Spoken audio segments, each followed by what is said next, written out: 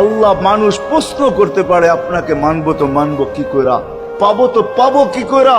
তো আল্লাহ আসান করছেন যে আমার নবীর আদর্শের ভিতরে আমি লুকায়িত আছি।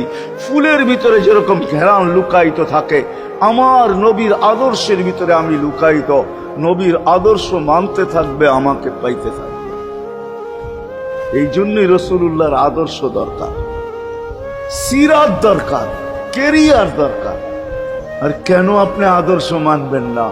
জীবনটাই তো আপনার জন্য আমার জন্য ছিল, ঠিক না?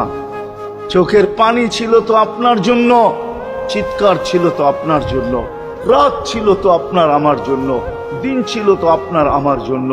দুনিয়ার কোনো মুহূর্ত নাই যেখানে যে আপনাকে আমাকে ভুলে গেছেন, এমন কোনো মুহূর্ত নাই। আরশে যাইও আপনাকে আমাকে ভুলেন নাই।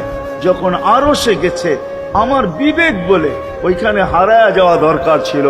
মুসা আলাইহিস সালামকে আল্লাহ আরশ থেকে নিজেকে দেখানোর জন্য তাজাল্লি দিছেন। শুধু তাজাল্লি, আকৃতি না, তাজাল্লি দিছেন। 40 দিন বেহুশ ছিলেন, 40 দিন, 40 দিন। অথচ বন্ধু দুইজনে পাশাপাশি বসা, কাবা কাউসাইনি আও আদনা ফাতানা ফাতাদাল্লা ফাআওহা ইলা আবদিহি মা আওহা, পাশাপাশি বসা আছেন।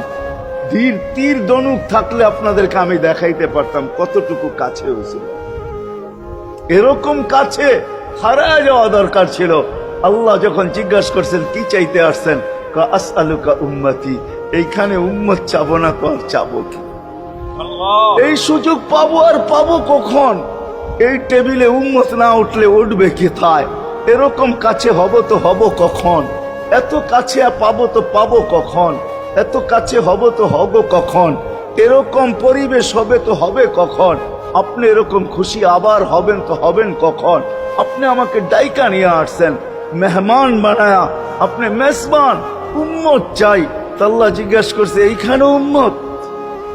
তো যুক্তি দিতেছে আনতা রব্বুল করিম আনান নবিয়্যুর রহিম কাইফা তুদাইয়ু হাদিল উম্মা বাইনাল করিমি ওয়ার রহিম।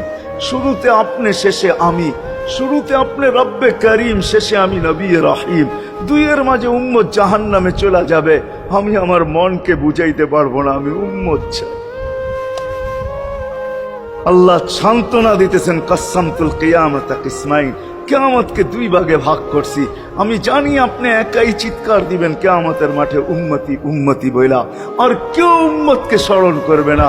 নবীরা তো মাকেও স্মরণ করবে না, বোনকেও স্মরণ করবে না, সবাই নাফসি নাফসি বলবে। আপনি উম্মতি বইলা চিৎকার দিবেন। বিদায় কিয়ামত আপনার আর আমার মাঝে ভাগ, আর কারো মাঝে না।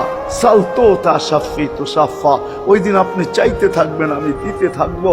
আপনি সুপারিশ করবেন, আমি মঞ্জুর করতে থাকবো। লা ইউখজিকা ফি উম্মতিক, আপনার উম্মতের ব্যাপারে আপনাকে আমি লজ্জিত করব না। কোরআন আসছে আল্লাহর রাসূলের কাছে, আদ-দুহা ওয়াল লাইল ইদা সাজা মা ওয়াদ্দাআকা রাব্বুকা ওয়া মা ক্বালা। এই সূরার ভিতরেই আছে সাওফা ইউতিকা রাব্বুকা ফাতারদা, আপনাকে আমি রাজি করে ছাড়বো।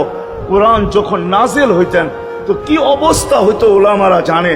আল্লাহ রসুল ঘামতে থাকতেন, এতটুকু কষ্ট হইতো। কখনো কখনো বলতেন কাদার রু আইয়া খরুজ, মনে হয় আমার রুটা বাহির হয়ে চলে যাবে।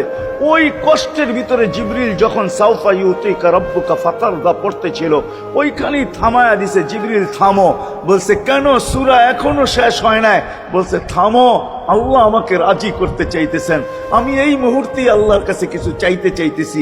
বলছে তোমাকে সাক্ষী রেখা। বলছে কি চাবে?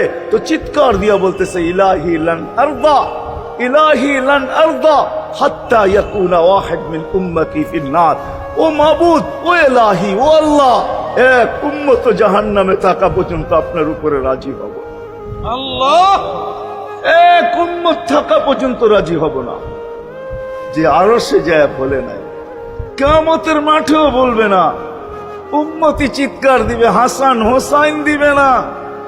হাসান হোসাইন কলিজার টুকরা ছিল, কোনো একদিনের কাহিনী। হাসান হোসাইন জিজ্ঞাসা করছে নানা যান আপনি উত্তম না আমরা উত্তম? আল্লাহ রসুল সাদা সিধা জবাব দিছে আমি উত্তম, আমি সাইয়্যিদুল আউয়ালিন ওয়াল আখিরিন, আনা সাইয়্যিদু উলদি আদম, লিওয়াউল হামদি বিয়াদি ইয়াউমাল কিয়ামা। হায় হায়, আল্লাহর ঝান্ডা কিয়ামতের দিন আমাদের নবীজির হাতে থাকবে।